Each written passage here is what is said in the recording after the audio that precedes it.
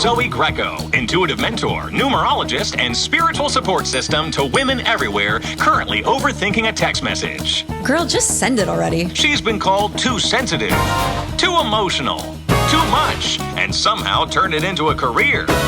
God forbid women have hobbies. Now she's helping you discover and develop your intuitive power to hop timelines into your dream life. Higher Self Hotline. Oh, this one's for you. From numerology forecasts to spiritual hot takes and definitely some oversharing, this is Higher Self Hotline. Your direct line to the divine.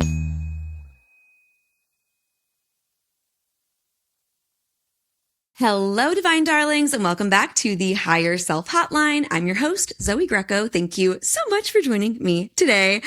And today, do I have a treat for you? There are times when I get to go on someone else's show and I just end up falling in love. You guys know that I'm big on soul connection. And this is someone where almost immediately I just felt this complete comfort and safety. And I think that this has a lot to do with the energy that this person puts into the world. But today I am so excited to introduce you to, if you don't already know him, Lo VonRumpf. And he is a Mexican-American fashion stylist, media personality, podcast host, and entrepreneur known for shaping the visual identities of influential figures across entertainment, sports, and business. Lo is the founder of LVR Style, a creative styling and brand development company, and the host of the Lo Life podcast, where he explores all his curiosities from wellness and culture to personal growth and true crime with celebrity and industry guests, which I was lucky enough to be one of. Lo, welcome to the Higher Self Hotline. Thanks for coming over here. Oh my God, Queen, what a beautiful intro. Thank you for saying that. And I'm so happy to be here, exploring my higher self with you. I'm a fan of yours now. And so it's an honor to be on the show. I want to say, I love that I wore leopard on your show and you're wearing leopard on my show. It feels like it was intentional. I love that. Yeah. I feel like also, I just want you to know, I've been telling people all week because Lo interviewed me a week ago today, but not from the time you're hearing it. But for the last week, I've been like, just so you guys know, Lo told me I wear my clothes and they don't wear me. So I've just been reveling in your compliments and your love. And I'm just so grateful. Oh, I mean every word of it. And today's outfit, I love this too. Super cute. Thank you. Would that be technically called, which I hate the name of it, is that a pussy bow? I think it is a pussy bow, to be honest with you. I'm wearing it more as like a tie than a bow. But yes. I will tell you straight up, for anyone that's not watching us, what are you doing? First of all, go check us out on YouTube and Spotify. You need to see what's going on here. But for those that are not watching, I'm wearing a sailor style like dress that's kind of like a 60s take on a 20s dress. And I did fight a girl for this dress. I did. Oh, really? Not with fisticuffs or anything, but like she tried it on, wasn't sure. And I was like, look, honey, I'm sure, and I'm going to need you to give it to me. And she was like, you know what? Asserted your dominance. I did. I asserted my dominance. I used my Aries energy, my persuasive energy. And I said, I know you want to give that to me. And the owner of the store was like, if you ever don't want it, bring it back here and I'll rebuy it from you. And I was like, slay. But anyway, we're not here to talk about my dress, honey. We're here to talk about you, Lo. And I cannot wait to dive into all things Lo. First of all, I want you to know, I went on like a big deep dive of you and I've watched other interviews that you've done. I've watched your show and I feel like I have never, ever seen somebody, maybe besides myself, who gets as much love, praise, and compliments. Everyone that talks to you, everyone that engages with you, calls you their best friend, says how incredible you are, how warm you are, just how pure spirited and open hearted you are. And I know that an open heart is a blessing and a curse. It's something that for those of us who are sensitive can be both a blessing and a burden. And I would love to talk about Lo as a child, little Lo. I've got a question for you about little Lo. So first of all, we all know and love you as the celebrity stylist and podcast host that you are today. But I would like if we could take a little bit of a journey back in time, because looking at your numerology, as you know, we got to do over on your show, you are a birthday number 3, like myself. And this is the number of creative expression and charisma. It's a real gift for saying things through like style and like communicating yourself creatively. So I'm curious, was style always your language? Like before fashion was the thing, how did self-expression through fashion and personal style shape Little Lo? Like where did that show up for you in your life? You know, I recently been doing some self-reflecting, some inner child work, and looking at little pictures of myself, little me at 5 years old. And it's interesting. Fashion has always been a big part of my life since I could remember my earliest memories.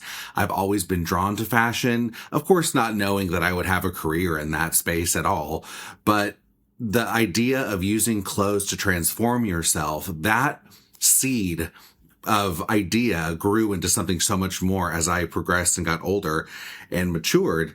But it started, honestly, as I'd say, like the earliest memories. I remember being 5 years old, and thank God I grew up with a mom who was way ahead of her time in regards to parenting, with the ideals of like, she never wanted to make me feel like I was conformed to a box. And so if I wanted a rock pink, she was cool with that. If I wanted a Barbie, she was fine with that too. And so I had G.I. Joes and I had Barbies. And back in the 90s, though, I remember her getting a lot of pushback for me wanting to express myself in that way, or wanting to throw on a costume, a dress, for example, or I'd take like a sheet or a towel and wrap it around me like it was a strapless dress. And like, I just loved having fun with clothes and playing dress up. So I was always so creative. I mean, my parents are both very creative as well, but my mom never shamed me. And she said, I'm not going to bully you or shame you. That's for the world. Like the world is a mean place. Like that's never going to happen for you at home. And so she did allow me to express myself. And so I remember going to kindergarten and I had a little Hello Kitty bag that I loved. And I carried all like my little pencils and my erasers, and I had some Sanrio. I don't know if for millennials listening to this, Sanrio was such a thing. We know. And so, yeah, I had like little Karopi stationery and my Hello Kitty bag. And so I showed up to kindergarten with this bag, this purse, essentially. It's like made of like plastic with like a cute little Hello Kitty strap. And everybody else had a normal backpack. And that's when I first understood, oh, like I'm different than kids because I was made fun of. And so I experienced my first taste of bullying at a very young age. And it was simply being bullied because of something I was wearing that was different than everybody else. And so of course, that didn't feel good as a kid. And I had a pretty tough childhood in the sense of being bullied. And so to this day, as an adult, if I see anybody getting bullied or any form of injustice, I'm like fighting the good fight, because it's so triggering to me because I experienced that in my formative years. But instead of allowing myself to dim my shine or to want to retreat and not, express myself and wear Hello Kitty stuff, I doubled down. And I have a very sharp tongue, and it's because I learned to defend myself against bullies. And so maybe I'm not going to physically fight you, but I'll bring you down with words. And I think that's a response to having to just stick up for myself and be quick on my feet. And so it started young, and I saw style, though, and fashion and expression as a way of freedom. That's what it felt like to me. It always just felt like a form of freedom. And so my relationship with clothes started really young. It's continued, obviously, but I think having that moment of being bullied at 5 years old, that's such a core memory for me. But also seeing someone like my Nana, for example, who I was extremely close to. I wish she was still alive today, because I meet women like you, Zoey, and I know you'd be obsessed with her. Like, she would have been a better guest on your podcast than I would be, because she's like a Mexican Dolly Parton. And this woman, so glamorous. She had the boobs done. She had the blowout. She was absolutely gorgeous. And she was a larger than life personality. But I saw this woman who, I don't come from wealth and privilege by any means. I come from, migrant farm workers. That's my family history. My mom was the first college educated person in her family. And so, but I saw my Nana with a 4th grade education, and she cleaned hospitals, and, she started off as, picking crops like strawberries and stuff, and then eventually working in like maintenance and stuff. But you'd never know if you saw this woman, because she was the most glamorous when she went to anything, just even a dinner, like she got dressed to the nines, and she always took it as an excuse, a moment to really show up and look amazing. And that's exactly what she did. And I saw that so early on, and I thought, wow, like she's the best dressed person at this restaurant, and everybody is so drawn to her, and she's beautiful, and she's this young spirit. But I saw her really come to life through fashion. And so she was my first client. I remember her wearing Fredericks of Hollywood and wearing these little corsets. Yes. And she would date. She was married 5 times. I mean, she was fabulous in every sense of the word. Yes.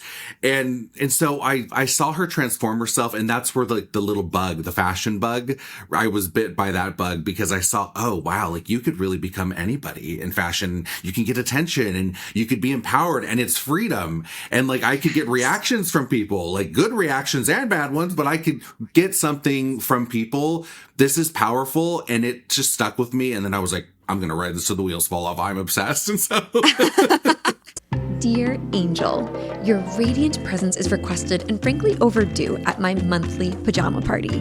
Every third Sunday of the month, I open a virtual room and spend the morning pulling cards, reading auras, talking numerology, answering questions, sharing behind-the-scenes stories, and exploring whatever spiritual rabbit hole captures the collective attention that day.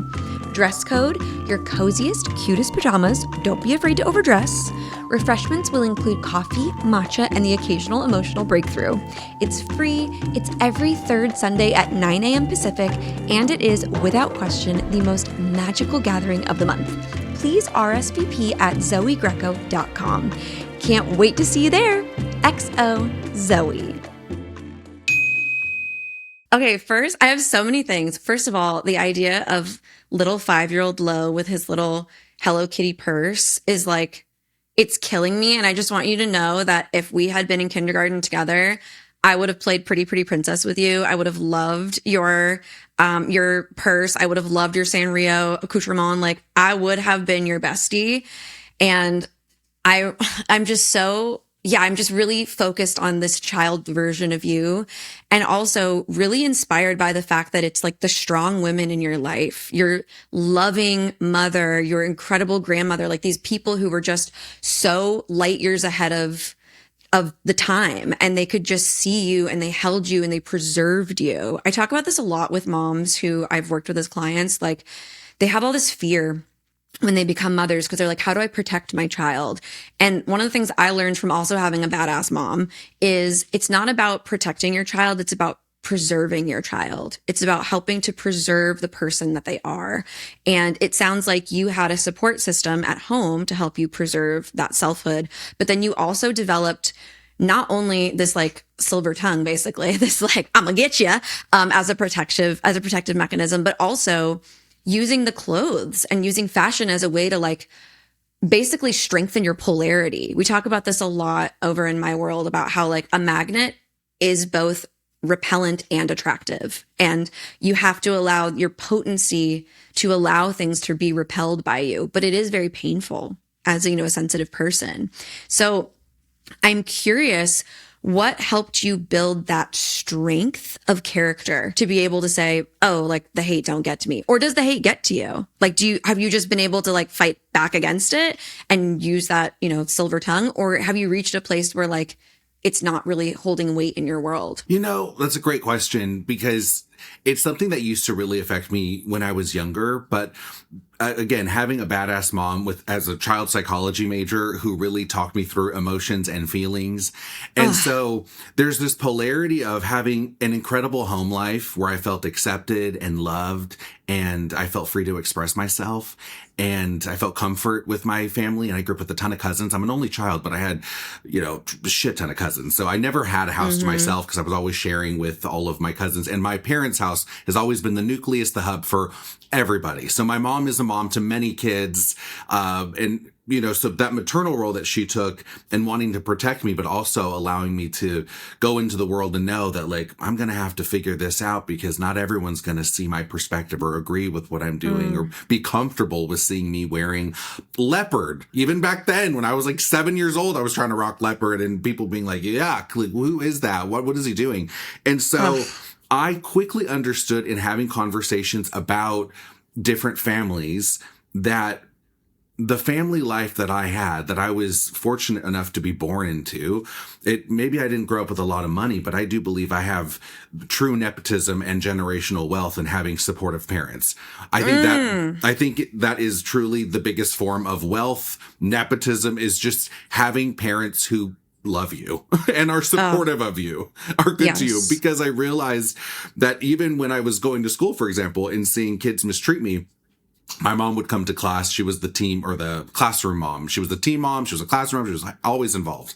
And I thought having her there would give me an edge because, like, she was awesome and would bring like the full size candies and snacks and everyone loved her. But instead of that working in my favor, I got more shit for it because people were jealous of the fact that I had a nice mom and all these kids were even more mean to me. So I was like, damn, this is tough. I can't get a win here. And so the more I had conversations early on with my parents and they made me understand, like, this has nothing to do with you. You have to understand that when people are attacking you, and there's this, I'd say, like, radical empathy that I have in my life. And I grew up with a Pisces mother and a Cancer father. And so emotions are at the forefront and feeling for others is a big thing. And so I'm always in those situations where I've been bullied or someone's talking shit and making me feel bad about myself. In my head, I'm thinking, you have a horrible home life. This probably has a lot more to do with you than it ever did with me. But I understood that at a pretty young age. And I will say, because I understood that, I also had the silver tongue, so I wasn't a pushover. Like, I'm still going to tear you to shreds while also being empathetic of your fucked up situation. Didn't mean I wasn't going to use that and weaponize it to, like, hurt you, because I also could be a bit petty. And so as a kid, I was just going to defend myself. And so people knew, like, don't mess with him because, like, you're not going to recover from that. Like, he has a mouth on him. From the verbal lashing. Yeah, like, I would just humiliate someone and just read him to filth early on. And so... That's hot, actually. Yeah. And I would act like what they're saying to me I'm impenetrable. Of course I felt hurt, of course, but understanding where it came from and then knowing that I'm going to have a comeback, a zinger, I'm going to be able to get them where it hurts and they're never going to want to mess with me again. That became my superpower.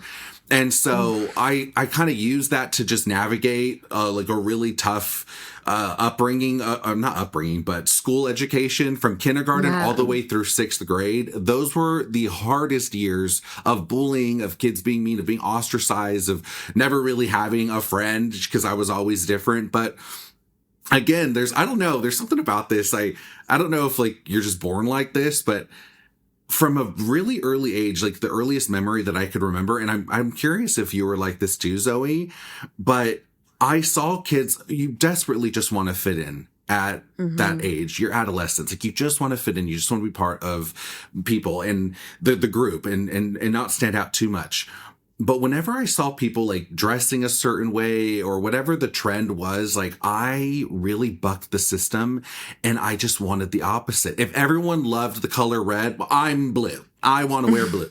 And it was just bigger than me. I just always kind of wanted to be different. And when I saw everyone kind of dressing the same, I was like, how can, and it wasn't because I want to stand out. I don't think that was the reason, because I felt like I had plenty of attention at home. I wasn't, like, hungry for having a spotlight. I think it was just more so, I if anything, I was hyper focused on as an only child at home.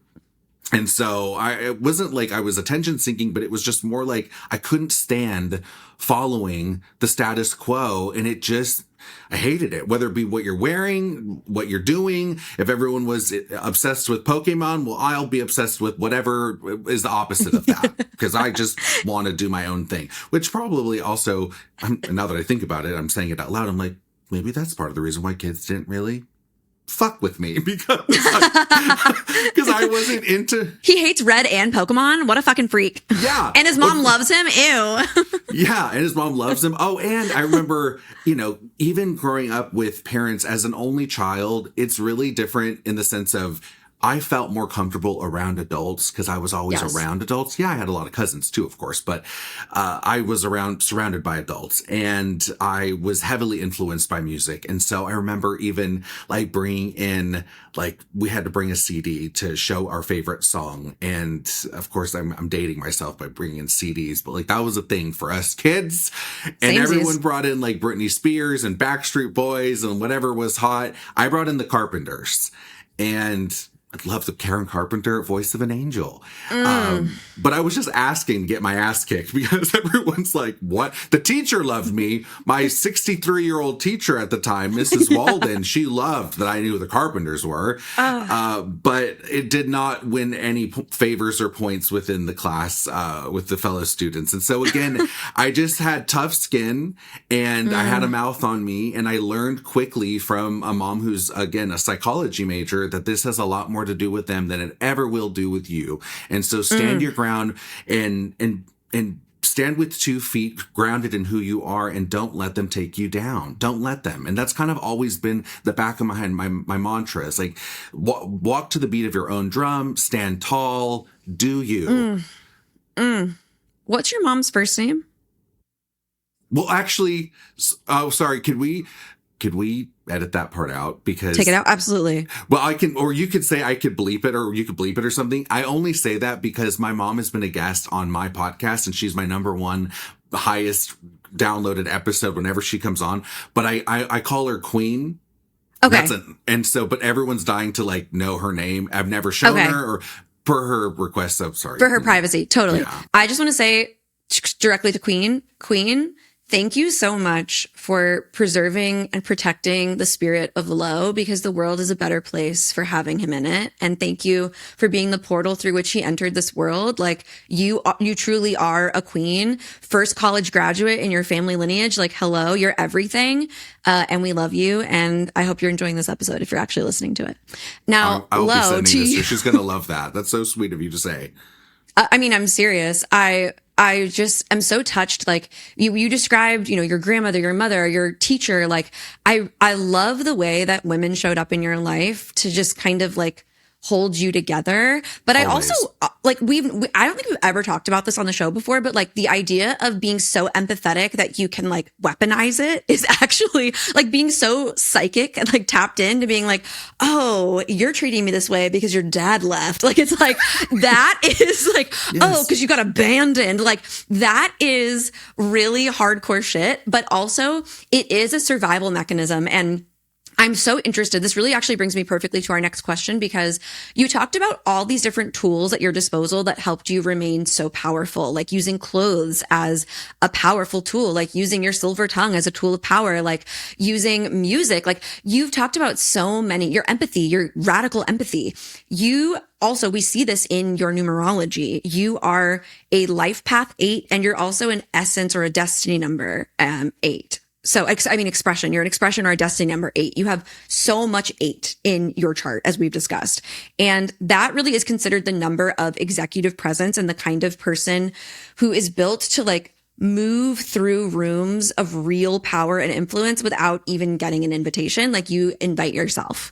And so I really want to know, like, tell us about entering into the world of celebrity styling. Like, how did you use that like inner power, if at all, to enter into these very powerful and influential spaces and kind of like make a home for yourself? And I'm really curious, like, how did you actually get yourself into these rooms? But then for everyone listening at home who feels like they don't belong in rooms that they're chasing, like what's the real practical first step that you would tell them to take? It's so funny that you say about 8 and getting yourself in rooms where you probably don't belong, because I feel like I've been pretty masterful in doing that, especially early on in my career. And I think there was a fearlessness and a blind confidence that I had in my 20s that just allowed me to just put myself in situations and put myself out there in a way that I mean, there could have been consequences, but I'm like, what's the worst thing that could happen? They say no, or I get kicked out or whatever, you know? And so I really had no shame in just putting myself out there. There was a confidence that I had, which was, I don't know. I think it's a blind confidence. But it's interesting because even getting into this industry, so I spent all of my childhood here in Los Angeles, Orange County, LA. I was part of the Children's Opera Company. Or I'm sorry, the Los Angeles Children's Course in LA, where we would sing, of course, and then I did operas as a kid. And so once my balls dropped and my voice changed and it got much lower, you were over. No longer a soprano. No longer a soprano. And then I was like, and my body was changing. Little boys grow like Christmas trees. We go out, we get like little chunky, and then we have our growth spurts and we grow up. So it's like a little tree. And so, that's so cute. Yeah. Oh my God. Growing up in the 90s, like my mom was like, it's time to buy you husky jeans. And I'm like, like, what does that mean? I love that. And the branding for kids, you know, of a particular size back then, it was rough. So I was always like skinnier, but when I started going through puberty, my body changed. I was like, I don't know if this acting world's cut out for me because I just felt like it was stressing me out. But I was very comfortable with being in the industry and being around theater kids, and I was working with people that were, you know, veterans in the industry and especially in the opera world. And so I was always drawn to Hollywood and like Broadway and like that whole life because I'd been in it since I was like 7 years old. And so I say like being involved in theater and getting to do some incredible performances with like, you know, Placido Domingo's wife, Martha Domingo, like she was one of the directors that like really helped me in performing and learning how to be on stage at the Dorothy Chandler Pavilion in front of thousands of people. Like I started as an extra and then got to be a principal after years of doing it. And so it was like, what the hell? This is an amazing experience that like honestly shaped me into who I am today. But I was surrounded with makeup artists and costume designers and like the whole production team behind these incredible operas and musicals. Like they're all total creatives, free thinkers, the misfits, if you will, that are visionaries. And so I felt like because I had those type of people, I really pulled from all of the different experiences that I had with them. They influenced me a lot. And so I felt confident because of all of those relationships. I'm like, okay, I've got this. And I remember going to the Beverly Hills Hotel and I must have been like, I don't know, 21. I had probably like $30, if that, in my checking account, which probably wouldn't even cover the valet. Like I knew I had like no pot to piss in, but I would go to the Polo Lounge and I just remember everyone who's anyone in the industry, that was like a really hot spot to go to. It was a big place to be, like, to be seen. And I knew that was a place that I wanted to be at. And I had no business being there, but I would go there all the time and I would sit at the bar area and I would try and make conversations with people and I would charge my food to what random rooms because I didn't have money. So I would always order like an iced coffee and a short stack of hotcakes or I'd get like a martini and I'd always just they'd give you the check and it says like you charge to your room. So I'd put like, $231, whatever, like, and just, and they don't expect any crooks to be up in their restaurant, but ordering pancakes, no less. Yeah, of course. the food of thieves, of course, pancakes. But I met some really interesting people that actually really opened a door for me. I met photographers and agents and managers and publicists. And so that was my first introduction into the industry. And I told them like, I'm a stylist, like I'm just starting this out. And so, well, actually, I didn't tell them I'm just starting this out. I pretended like I was established. And so it was a very much like a fake it till you make it approach. But again, I put myself in situations where I would meet people. I put myself out there.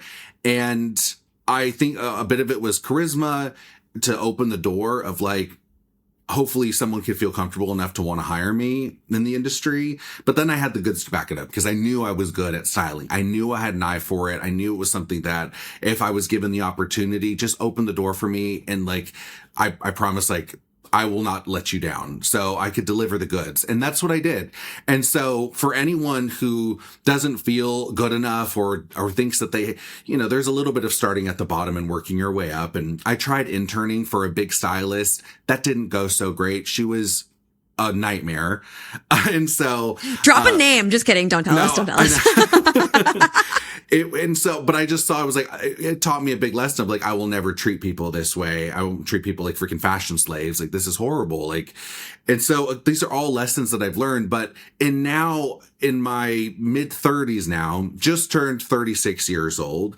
And I've had the privilege of being in rooms with people, the most beautiful, the most famous people that have, I mean, so much money and wealth and privilege, and they live these incredibly public lives. And I've been in these rooms behind the velvet curtain with them. And now I've seen with these investors and actors and people in entertainment that nobody knows really what they're doing. Everyone's just trying to figure life out, and everyone's pretty fucking miserable. And that was such a freeing thing for me to realize, like, oh, like everyone is just trying to get through the day. You might have some more zeros in your bank account, or you might have an entire team of people trying to make you look beautiful, but we all have the same demons. No one escapes loneliness. No one escapes the struggles that life throws your way. Nobody, no matter how much money, privilege you have, no one escapes those everyday challenges. And when I started to really understand that and see it, like, face to face, because I'm working with these people and I'm like, you should be so happy and you're miserable. That gave me so much insight into understanding, like, I belong in all of these rooms too. Everyone just like, you just got lucky to be here, but like, I'm going to show up too, because I'm going to try my luck. And so I think that was empowering for me, because I thought, okay, like, in my 30s, I've seen it, but just growing up too, I'm like, we're all just trying to figure this out. No one has all the answers.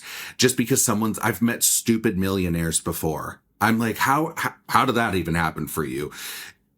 Maybe you could be smart financial wisdom, but you lack emotional intelligence. And so I've seen that happen a lot. And I mean, there was a quote from Michelle Obama, and I remember her getting interviewed. I watched this and it really resonated with me, because she'd said, you know, someone who's been around all these world leaders and the richest people in the world. And I mean, talk about a global footprint this woman has. And she's like, no one knows what they're doing. Everyone's just trying to figure it out. Like, no one has all the answers. No one. So I was like, if Michelle Obama is saying that, I've seen it too, just here in the industry. And so there's an empowering take to that of like, you belong in the room too. And you're good enough to be there, and you should pursue your dreams, and you should put yourself out there, and you should have the freedom to express yourself and do what you want to do, because you only have one opportunity in this world. You got to do it. This is not a dress rehearsal. This is the main fucking performance. Get up there and lip sync for your life. I feel like I need to stand up. I'm like, yes, let's do this. I'm so moved. Okay. I just want to also say that, do you identify as intuitive? Yes. Like, would you, okay. Because first of all, I really, when you're telling this story, I feel like I can really see the way that your internal voice was speaking to you and telling you who the fuck you are and where the fuck you belong and where you need to go. Because when you were like, I tried interning, honey, no. As a double 8, nobody's the boss of you. En contraire. Like, no, you are the boss. Like, this is your world and we're just living in it. So the fact that, like, intuitively you knew, like, I'm not meant to climb this way. I'm just meant to show up and be magnetic and be powerful and be in the right rooms and, like, be in the places that maybe I don't belong and charge my pancakes to some random room. Yeah. I hope Aaron Spelling paid for your pancakes or something. I love that idea. But I just love that you found those places of power within you and just decided, intuitively knew where you belonged and how you were meant to get there. And I also love that you're like, oh no, I knew I could back it up. Like, that's very 8 of you. Like, eights really just are like, no, I've got it. But you do also have 6 in your chart, and 6 is the number of aesthetics. It's vision. It's also known as like the caretaker, which we definitely, I think that's part of what makes you like a social justice warrior, and like that you're ready to jump in at the first sign of injustice or bullying or, mistreatment, which I identify with. I've got 6 in my chart as well. And we're just like the first, like, have you ever seen the show What Would You Do with John Quinones? Oh my gosh. Yes, I love that show. You and I are the ones that are like, that man poisoned your drink, honey. That man roofied you. Like we're the first to speak up. Please tell me, there is a viral clip from that show and like someone's bullying someone for like, I think he was like, he's gay, he shouldn't be here. And this woman walks up and says, you're bi. You're bi. I love that clip so much.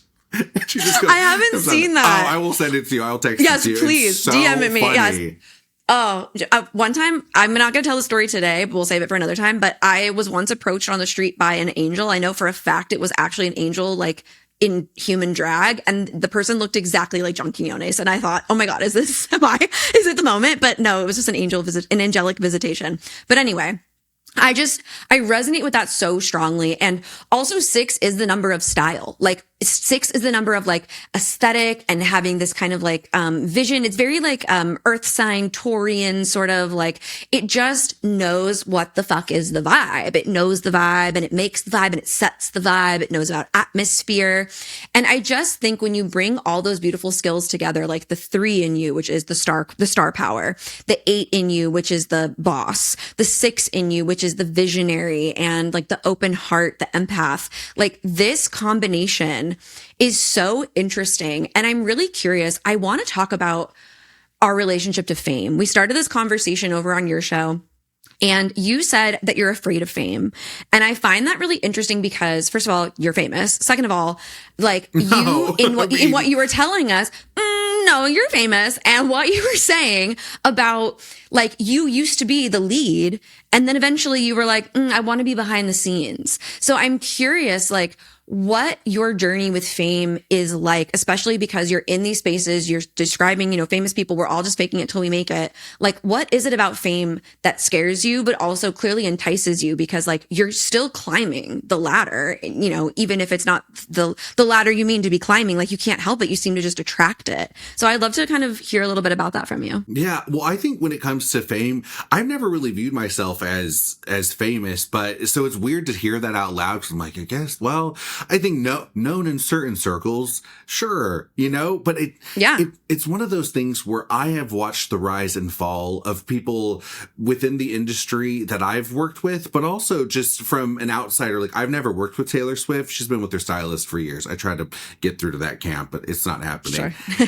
Taylor airtight. Yeah. Taylor, I believe, is her stylist. He does a great job. And he's been with her for years. She's a loyal queen. And so, but I've noticed the rise of someone like Taylor Swift and then the takedown of her. Like we love to build people up to watch them fall. And then we love a comeback as well. And so I think because I've seen just human nature and how we build people up to watch them fall has always given me a little bit of, I guess fear around like, I don't want that to happen to me. I'd rather just have a slow burn here. And so I think that's definitely part of it is because I've seen the takedown of people and I just don't want that to happen to me because I'm like, God, that sucks. The people that support you so much will end up waiting for your demise. And, we see that all the time. We see that a lot with public figures. So I think that's part of it. And I think the other part of it is because my work is so intertwined with me, much like it is you, Zoey, where I'm not wearing a costume or like there's certain people that can put on a facade and then like that's just their on-screen persona. And that's why I love like the actors and actresses of this world. Like you could fall in love with an actress on a screen and she could be a complete nightmare in real life. I'm sure I've styled a couple of those. And so, or actors too. He's awesome, leading man, seems like a total sweetheart romantic on the screen. He's a complete dick off camera. And like that happens a lot. And so, but I'm like kind of love that you could be that person and have that separation. There is no separation. So my podcast is really intertwined with how I'm feeling. It's what's going on between my ears. My mental health really matters. And so I think with that, I feel a bit of pressure. And there's no separation between the artist, me, and the podcast host. I'm like, this is it. This is what you're going to get. And I think that part kind of scares me. It doesn't mean I won't embrace it. It doesn't mean I don't want to enjoy it, but I think it gives me a pause for reservation to be smart with how I go about certain things or what I pour my energy into or what I choose to do. Cause I'm like, yikes, like it could work against you very quickly. Yeah. I find that really interesting because you've told me that your audience is maybe like a little unexpected, like not what people would expect for your audience. You have like maybe some conservative people in your audience. They love it. And yes. Yeah. And I feel like, you're already exposing yourself to people who, you might suppose would want to take you down or take you down a peg. And I don't see that. I see people like I've heard stories about you literally changing people's minds and changing people's lives. And so to me, this is something that I resonate with very strongly. Like I was telling my mom just today, like I want to be Brene Brown famous, where it's like, you know who she is. She's helping the world. She's quite unproblematic. Like we have, there's people in that sphere that are pretty problematic. Brene Brown's just like, look, I'm going to tell you exactly what I think. You can like me, you don't like me. It's totally fine. I'm just here to help people. That's about it. And I really kind of see that in you. It's like your magnetism is so unavoidable. Like you just have that it factor. You've got that thang. And as someone who also has the thang, I know that it can be kind of a little bit of like a burden at times because you can't help but get the attention. Like I love that you were like, I wasn't starved for attention. Like, yeah, I totally get that. Also as an only child as well, like everything you were saying, I was like, I have a half sister, but we were raised separately. Okay. And so like, it's just absolutely like, I totally get it. Like you communicate better with adults. Like there's just you get a little too much attention at home. Like everything is kind of centered on you. It can kind of almost give you a complex. It is golden child complex. Absolutely. Can I interject just for a moment? Because to your point of this golden child complex, I had conversations with my mom because now she's come on my podcast and we've done these parenting episodes and she's revealed things to me that I'm on air that I'm like, wait, what? I felt like it's the Truman Show because she had told me that when you're an only child, of course, you only have one. And I will say I loved being an only child. I wouldn't change it for the world. I was blessed to have a lot of cousins around me. So I always felt like I had a sibling type relationships. But at the end of the day, I was sleeping in the house alone and I had just my parents. It was a tripod. And my parents are still together 38 years later. They're still married.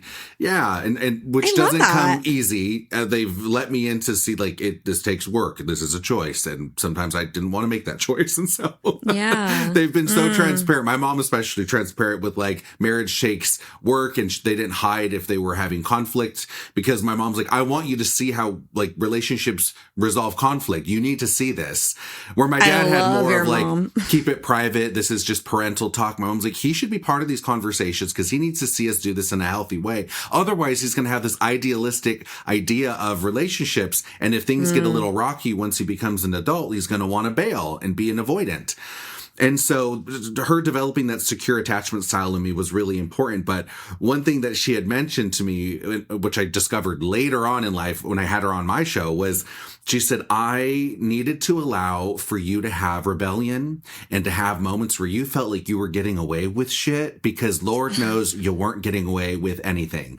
And so I had a family meeting with your padrino, my godfather, my aunts, my uncles, my mom, my dad, my nana. Everybody is in on it, knowing we're going to let him push the envelope and have these little healthy rebellions, come home late and we didn't notice, sneak a little something, out, little extra money or something, like have these little safe rebellions, even though everybody was in on it. So I felt like I was part of the Truman Show because I'm like, wait, this wasn't real. Everyone knew? Everyone knew? Yes, they did. But it gave me autonomy and allowed me to feel like I wasn't hyper-focused on. Because you're not going to get anything over on all those adults. Of course they are. And they all went through the same shit, rebellion phase that I went through. So all eyes were on me in the center of the ring, Britney Spears style. And so it was nice to learn like older when I, became an adult having these conversations with my mom that she she turned a blind eye to these rebellions to allow me to form my sense of self. So I didn't always feel micromanaged and overlooked.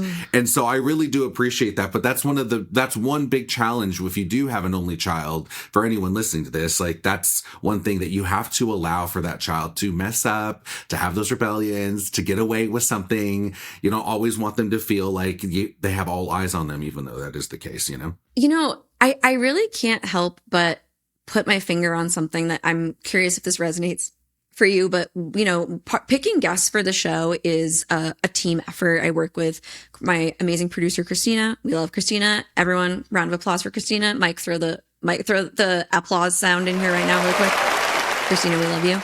And we really are trying to pick people who are building platforms, whether intentionally or unintentionally, and using them for good. And I feel like one of the things that I really see you doing that I don't know if you know you're doing, but maybe you totally know you're doing, is I feel like you're building sort of a pathway for the ways that we can hold power and use power well and wisely in the new world. Does that resonate for you? Yeah. Oh, for sure. When you say power, what exactly do you mean by power? Great question. I mean like influence, because here's the thing is like, you were made to be behind a microphone. You were made to be seen and heard and listened to. It's so obvious. Like everything about you is magnetic and like so attractive, and like it just pulls you in. Even the people that were, rejecting or confused, like they still couldn't help but look, they couldn't help but notice. And that is power. It really is power.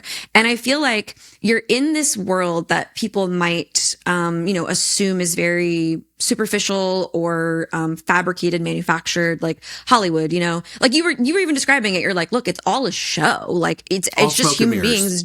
Yeah, exactly. It's all smoke and mirrors. And I feel like in a lot of ways, just in the time that I've gotten to know you, I feel like you are not afraid to break the fourth wall and just be really honest about like what it is.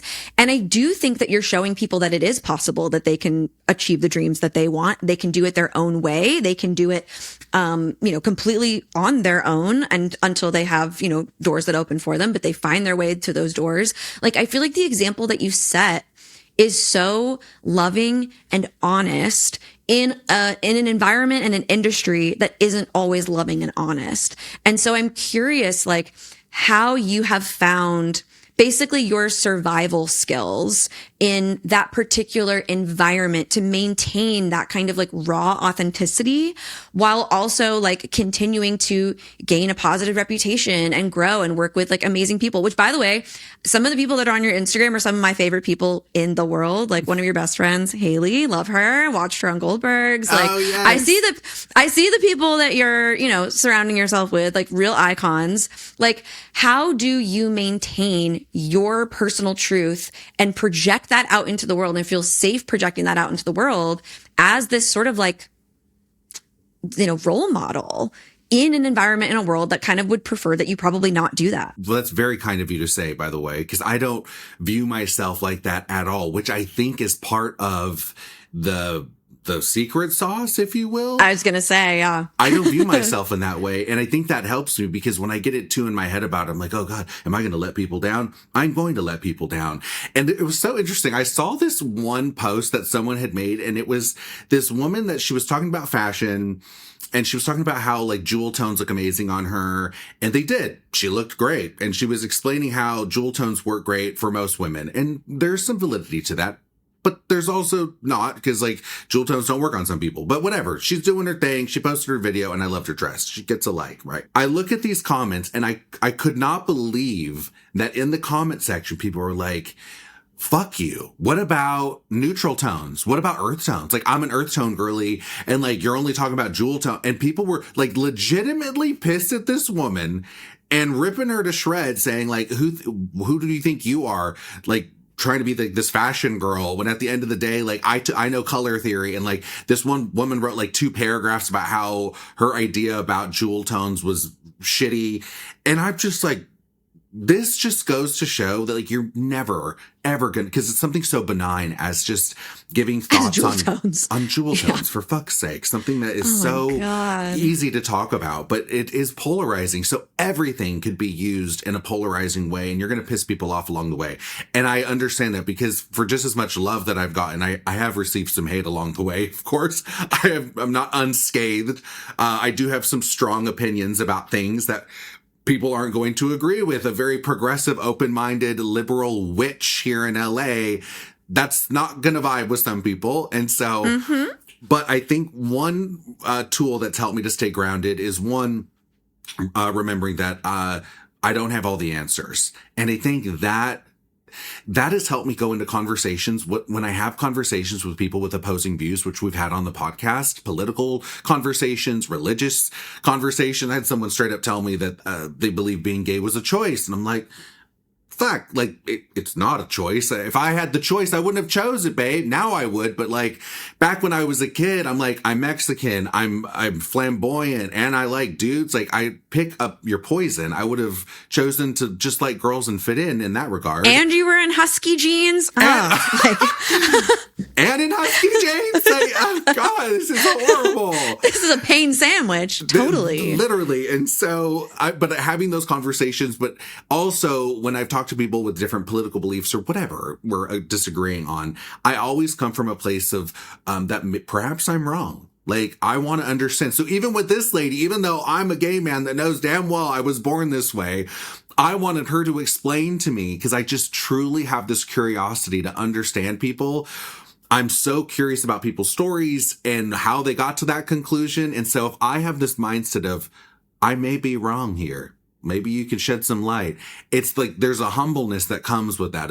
I don't think a lot of people in this type of culture that we're living in, this political divisive, you have these quick clips where everyone feels like an authority or an expert on something. That curiosity and being okay to be wrong or think that I could be in a position of being wrong and I'm not an authority on this and I'm not an expert and I just want to figure shit out with you.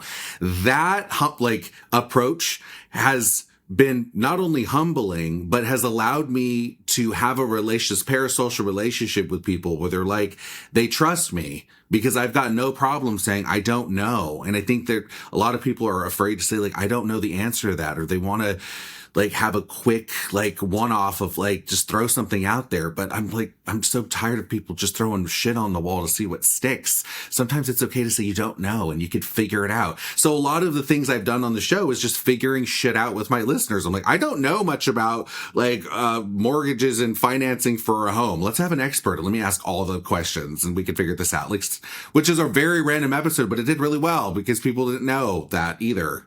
So, you know. I love that. I feel like what you just shared is so powerful because, first of all, that was something that I had to personally grow out of myself because, first of all, I was a psychic child. And then I immediately, like moving into life, I did not have a regular job. I moved pretty much straight into I'm a professional psychic. And I felt so much pressure to always have the answer for everybody. This idea that like I'm supposed to have this like phone line to the divine, which like I do, but guess what? The divine is not always going to give you the answers, but people wanted them and I wanted to give them to them. And so I tried. And like what you're describing, this idea of knowing that you're talented, knowing that it's okay to have opinions and knowing that it's okay to not know everything, that's absolutely fucking lethal. Like that is a sharp ass knife. That's a sharp ass sword because that combination says I am allowed to be seen in my gifts. I am allowed to be bold in my beliefs and I'm allowed to be very honest and out loud with the fact that I don't know everything. And you're right. That actually builds more trust than someone who's like, oh, I have all the answers but I give them to you behind a paywall or you have to, do a little hokey pokey for me. Like you're not holding things away from people. You're very, very generous of spirit. And I think that that's one of the things that we all just love about you. Well, I've never been financially motivated. So I don't know if that's part of it too. Well, interesting, very interesting since you have 88 in your chart because it is the number of like money, but the fact that you're not motivated by the money is actually what will make you a very strong magnet for material mastery. So congratulations. Like you're not supposed to suffer, honey. And you're ending like, generational trauma around money as well, which is profound and powerful. I mean, coming from like a background with, a lineage of migrant workers, like that is, look at you now, like look at that. So I have one more question for you because I know I could literally talk to you all day long and I have so much to say, but we started hosting this thing called the Bitching Hour. My friend Brittany and I were two coaches and we just do this like free coaching every single week for 2 hours on Wednesdays, 10 to 12 Pacific. Anybody, if you want to come join us, the Bitching Hour. Great. And we had someone join us this past week for our very first Bitching Hour. And she was asking about fashion. And you could tell that she was kind of like, shout out Madeline, we love you. Thanks for coming to the Bitching Hour. You could tell that she was like kind of maybe almost self-conscious to ask the question because she was like, I know this seems superficial. Like I know this seems like so just like, yeah, superficial, but I really struggle to know what to wear because like I know what my style is, but I don't feel like it's necessarily professional or appropriate. And she's in, education and she wants to show up a certain way at work to like continue to grow. But, she's asking this question and I was like, well, hold on a second. In that question, I heard a box in a box in a box. I heard so many limiting beliefs that just like were one after the other that all had to do with like this sense of personal expression. And you just actually told us, Lo, that you identify as a witch, which by the way, slay. So I'm really curious if you can speak to personal style as a tool of manifestation or like even a tool of like spell work. If I don't know if you use like fashion as spell work, but I would love if you could talk to listeners about discovering personal style and like the use of personal style in your manifestation. Yeah. I haven't done like spell work with fashion, although like I do love a good kimono underneath the full moon. Like, I'll have a fashion moment there. Yeah. Caftan. Yes, of course. A moo and under the moon is everything to me. But in regards to using it for manifestation, I do believe that you should dress for the role that you want in life. And I've always used fashion and this is especially as I've gotten older. But I even saw this as someone so young and like learning about fashion and seeing my Nana transform herself. And I thought fashion allows you to become a shapeshifter. Like that is amazing. You could be anyone you want to be through the power of clothes. And so when it comes to manifestation, they go hand in hand with clothes. And I don't look at it as superficial at all. I think there's a lot of depth to when it comes to fashion because it speaks volumes 1,000% about what's happening internally with you. And so when it comes to dressing my clients, for example, like, yes, I love the designers and like I love to go to the fashion shows and that's a great part of the job. That's a fun part of it.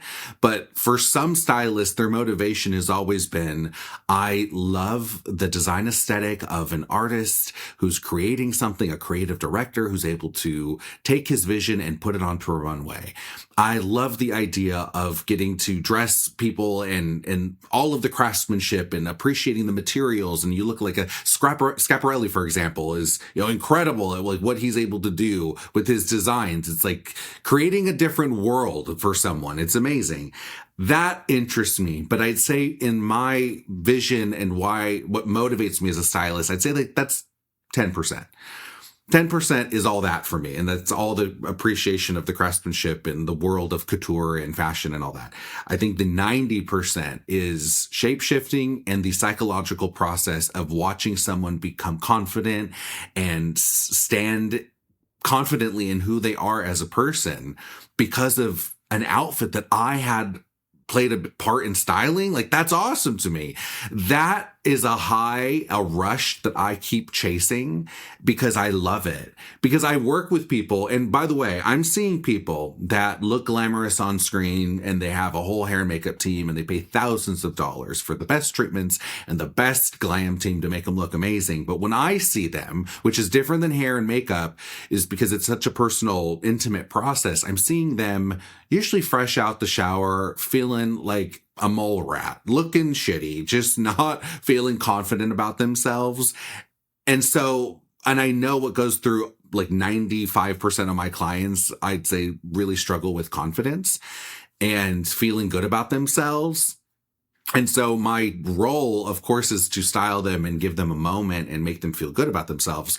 But it really is transformational. And that goes hand in hand with manifestation. And so even if you want to get a certain role in life or you want to change up your vibe or you want to bring in new energy into your world, change up your wardrobe, try a new color, have some fun, like use it in a way as a tool to get what you want out of life. And it does work. Like I've always said, like if you're feeling super depressed, especially for me, like whenever I wear a lot of vibrant colors, I'm probably struggling with my mental health because I know that I need to wear some bright, vibrant colors, a higher frequency so that I could bring that light into myself because I'm feeling really sad right now. My default is black, but when I need to like bring myself up a little bit, putting on a bold cerulean blue or a bright yellow, something that makes me feel like I'm standing out, but also just makes me happy to look at it. If I feel happy putting it on, even though I'm miserable inside, I know it's going to do wonders for my psyche, which all kind of goes into manifestation and wanting to feel good about yourself, wanting to get a life that you deserve. Dress for that. Dress up. Dress up for you. I don't dress up. Much like women don't usually get dressed, they're not doing it for the male gaze. Like, they don't give a shit about what men think. Women dress up for other women. And I love that. Mm-hmm. Like, you want your queen to queen, you want to dress up because you know the ladies will appreciate it. The girls and the gays, that's who we're dressing for. Yes, exactly. And so, yeah, I've used it in that way of like, dress for the role you want in life, use it to increase your energy, your frequency in this world, and to stand out. You know, for anyone that's been following me for a long time, you guys have seen me move through many eras. There was like the original Merhipsy era where it was giving Stevie Nicks. Then there was the baby duck era. I don't know if you guys have been here around that long, but if you have, drop a comment and let me know that you've been here since the baby duck years. I had an era with a snake. I was really into snakes. I had a photo shoot with a snake. And I eventually finally landed in like what is genuinely and truly me. And what I can say about that is, I genuinely began to hop timelines when I stopped thinking about what I was wearing and started wearing what I just fucking loved to wear. Like, what truly lit me up. Like, I personally, my mom tells this story about when I was a kid and we lived in New York City. I was probably like 2.5, 3. And she took me to, there was like a vintage store that was owned by 2 former like runway models that were just retired and like ran this amazing vintage store. And my mom would take me there like twice a week and the ladies would dress me up and we just have so much fun. And I walked in one time and I put a big hat on my head with a giant flower and I walked straight up to the mirror and I went, oh my God, this is so me. And I have never stopped saying that. Like, I see something in a store, I'm like, this is so me. And for years, the years that I was on some sort of like weird fucking detour trying to be the person that I thought I was supposed to be versus the person that I am, I don't remember saying that at all. I don't remember being like, oh, this is so me. I just thought like, oh, this is cute. This is good. This is right. It goes with this. It makes sense in this style. But I never felt like this is so me. And it wasn't until I started dressing as Zoey that the opportunities that are right for Zoey started to fall into my lap. And it was an absolute timeline hop. Like I tie it back to when I cut my hair, actually. This was like a big thing for me when I went for the bob. And like, apparently I'm never going to not have a bob, I guess. Like, I think this is just like my life now. It's like, I'm a bob girl. But I personally have experienced it profoundly as a tool of manifestation. And to your point, it wasn't until I started being me that I actually felt confident. I didn't want to be on camera for years and years and years and years and years. I mean, even like the show became a visual show once I was like, yeah, I'm ready to be seen, because I knew I wasn't putting on a costume or playing a part. I knew I was finally in my own skin. And I think manifestation, visibility, and confidence all go so strongly hand in hand, because it is through confidence that we allow ourselves to be visible. Being visible allows us to continue to build that confidence. And that confidence is what grounds us in the belief that we actually can have what we want. So everything you're saying, down to my little tippy toes and my really cute shoes you guys can't see, is absolutely rocking my spirit and resonating with me on such a deep and profound level. So Lo, I just want to thank you for every wise word that you've shared with us today. And can you please tell the people where they can find you and where they can continue to fall madly in love with you? You're so sweet. Yes. You can find me on Instagram, TikTok, at Style LVR, STYLE LVR. My podcast is called the Lo Life Podcast. It's everywhere you listen to podcasts, Spotify, where else do people listen? Amazon Music, Apple Podcasts, or whatever. YouTube? YouTube. You're yes. on YouTube? Yes, you can find me. Yeah, everywhere. The Lo Life Podcast, and on Instagram and TikTok. I think, my TikTok's called the Lo Life Podcast. And I did notice that. I went looking for you as LVR Style or Style LVR, and I was like, no, it's actually the Lo Life. And guys, just so you know, it's Lo is L-O, the Lo Life. Oh, yes, no W. It's short for Lorenzo, which is my legal name. Yes. Mike, bleep that out. Just kidding. All right. Well, Lo, I just really want to take a very solid moment to just say, I genuinely mean it from the depths of my heart. I feel the genuine spirit that you carry in this world. Like, you are a gift to us all. Thank you so much for coming here and sharing your essence and your energy and your voice and your vibration and your frequency. It's infectious. And I really am just so grateful to have crossed paths, and I cannot wait for the opportunity to get styled by you. Oh, Zoey, just let me know when you need it, Queen, and I got you covered. And the feelings are mutual. Instantly when I met you through this podcast, which I'm like, I can't wait for us to meet in person. I know you'll end up here on the West Coast. I know you're a New York girly, but you'll end up. Well, I live in Phoenix, but I will be there. I'll be there shortly for some exciting projects, so I will see you for sure. Yes. But I'm glad our paths crossed because I instantly felt a connection with you. And so you're always welcome on my show. My listeners will love you. And if you ever need any style tips, you want me to come back and do like a style anything segment with you, please, hit me up. Text me, call me, beat me. I'm here for you, boo. Oh, we're doing that. Well, there you have it, blessed babes. Thank you so much for tuning in for another episode. And I would love if we could take a moment to send this week's subject, Lo, some love, sweetness, and positivity as he continues to support us in building our confidence and connecting to style as a tool for expression, manifestation, and all things wonderful. If you're interested in being on the podcast or talking to us over here, you know what to do by now, everybody. Send an email to podcast@zoegreco.com. Connect with me on all socials at the Zoey Greco. And of course, I want to conclude by reminding you that you are important, you matter, and you are perfect exactly as you are. I love you, your spirit guides love you, Lo loves you, and the universe loves you. So until next time, keep answering the call of your higher self. Bye, friends.